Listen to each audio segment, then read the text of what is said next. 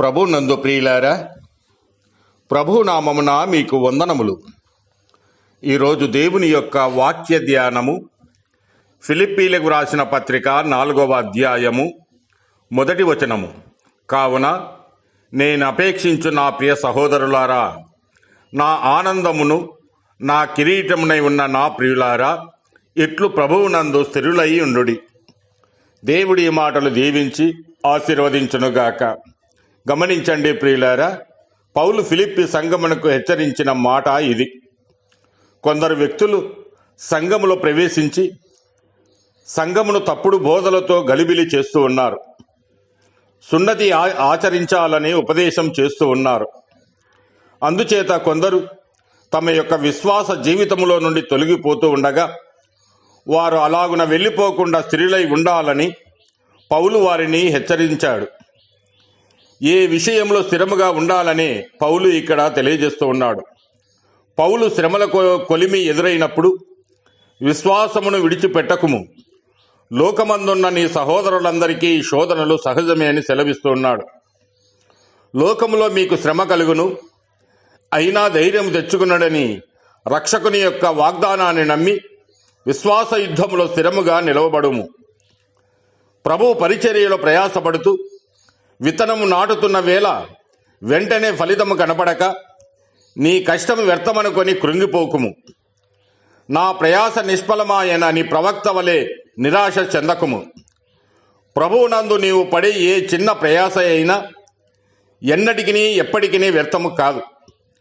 ఆకాశము నుండి కురిసే వర్షము వృధాగా పోనట్లు నీ సేవా ఫలితమునిచ్చును. ఆ సత్యాన్ని హృదయాన్ని నిలుపుకొని ప్రభువు కార్యములలో స్థిరుడవై సాగుము. బుద్ధి లేని చిన్న కుమారుని వలె లోకపు ఆశల వైపు పరిగెత్తకుము. స్వతంత్రము పేరిట ఇల్లు విడిచి అడవి పందులతో పొట్టు తినకుము. బుద్ధి వచ్చిన వేళ వాడు పశ్చాత్తాపముతో తండ్రి వద్దకు చేరెను. నీవు మాత్రము మొదటి నుండే స్థిరమైన బుద్ధి కలిగి ఉండుము.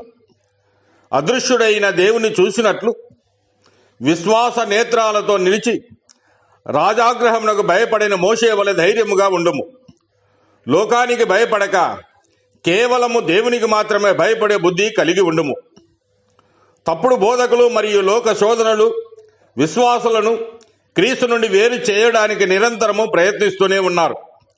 ఇటువంటి పరిస్థితులలో నీవు విశ్వాసములో, పరిచర్యలో మరియు బుద్ధి విషయంలో స్థిరముగా ఉన్నావా? లేక చిన్నగాలి వీచగానే కొట్టుకుపోయే పొట్టు వలె కొట్టుకుపోతూ ఉన్నావా? శ్రమలు రాగానే విశ్వాసాన్ని విడిచిపెట్టేవాడు, ఫలితము త్వరగా రాలేదని పరిచర్యను ఆపేసేవాడు దేవుని రాజ్యానికి అర్హుడు కాదు. ఆ చిన్న కుమారుని వలె బుద్ధి లేకుండా లోకపు ఆశ్రయాల వైపు వెళ్ళి సమస్తాన్ని కోల్పోయిన తరువాత పశ్చాత్తాప పడడం కంటే ముందే మోషే వలె స్థిరమైన బుద్ధి కలిగి ఉండడము శ్రేష్టము. నీ ప్రయాస వ్యర్థమవుతుందని సాతాను నీ హృదయములో కలిగించే అనుమానాలకు చోటివ్వకు.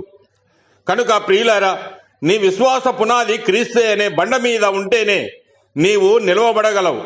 లేని ఎడల ఇసుకపై కట్టిన ఇల్లు వలె నీ ఆత్మీయ జీవితము కూలిపోతుంది.